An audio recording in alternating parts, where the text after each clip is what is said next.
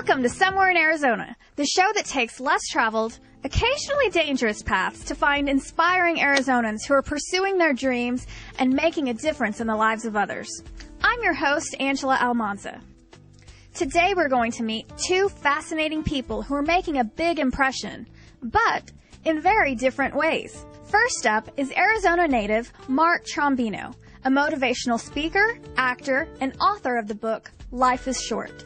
Mark uses humor and personal experience to teach kids about tolerance and acceptance. Taking on the school bully is not a tall order for Mark Trombino. My name is Mark Trombino, and I'm a motivational speaker. I just feel such a need and almost an obligation or something in my heart saying I need to make a difference in the world, and this is how I feel like I can do it, especially with kids. I mean, I do speeches to adults and to corporations, but my passion is making a difference with kids. I'm hoping to open the kids' minds to being more sympathetic and empathetic towards each other and hopefully cutting down on the bullying that's really happening in schools. What is the number one thing that you would like people to get out of this when they leave? Just to be more open-minded, to realize that we live in America and America is the melting pot of the world. And sometimes I think we forget, and so when someone is different, they automatically gravitate towards that and feel like they need to pick on someone or say something mean.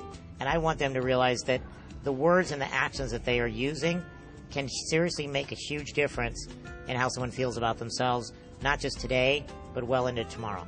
Kids can now be bullied literally 24 hours a day. It used to be when you were bullied, it was maybe in front of a few kids at school, and that was it. Well, now someone can go onto Facebook, post something mean, or take a picture of someone inappropriately and post that.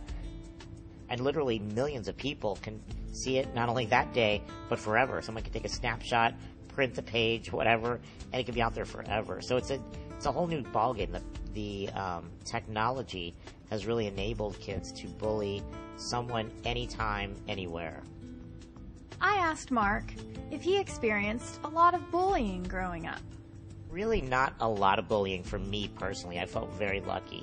I think it's for a couple of reasons. One is my family never moves, and I think oftentimes bullying can happen if it's a new student that goes into a school where no one really knows them. I was really lucky, and the kids I went to second grade with, I went on to 8th grade and then high school, so I really had a good group of friends.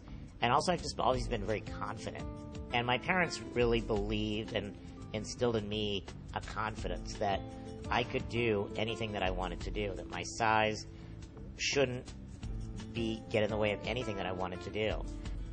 How do audiences respond to Mark?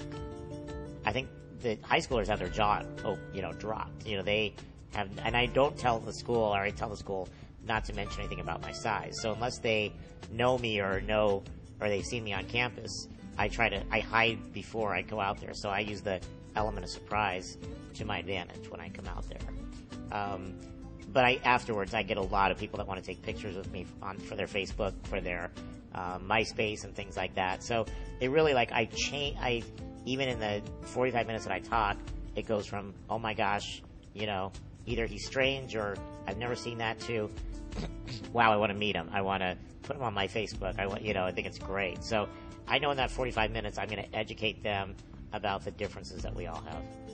Mark studied acting at the University of Arizona, and today is a professional actor.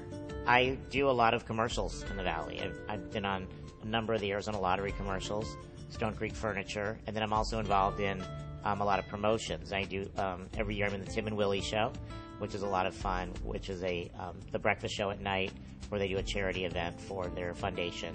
I'm also on the Beth and Friends show often, different things like that. So I guess when they have a need for a little person, whether it's for a character actor or some type of a promotion, then oftentimes I get the call, and people now recognize me from different things I've done. We ask Mark, what is the most challenging aspect about being a little person? The most challenging aspect for me is just the general physical stuff, the things that most people take for granted. Shopping, using, reaching things off a high shelf, using an elevator, oftentimes the buttons are too high. Walking, just anything more than about 2 to 3 blocks, I'm very tired. My legs get very tired. So just things that the average person takes for granted, I have to always think strategically. Using a public restroom, I have to make sure where the handle is so that I don't get stuck in a bathroom, because that's happened before. I'm really much more similar to you guys and to your parents than I am different. I'm smaller, but that's about it. I do everything that a regular dad does. I watch football on Sundays. I hang out with friends. I do everything, and my size does not limit me from anything that I want to do in my life.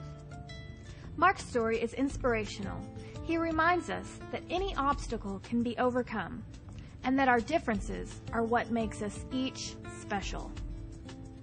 Life is precious, and that we don't really know what's going to happen, and to embrace every moment. And that holds true with kids or adults. And the other one, I guess, would just be that we're all different.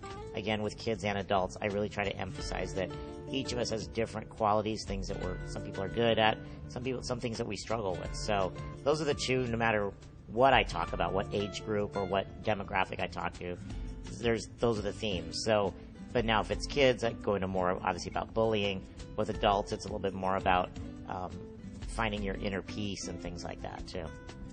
Do you know of an inspiring Arizona story? You can contact us on Facebook. Search for Somewhere in Arizona.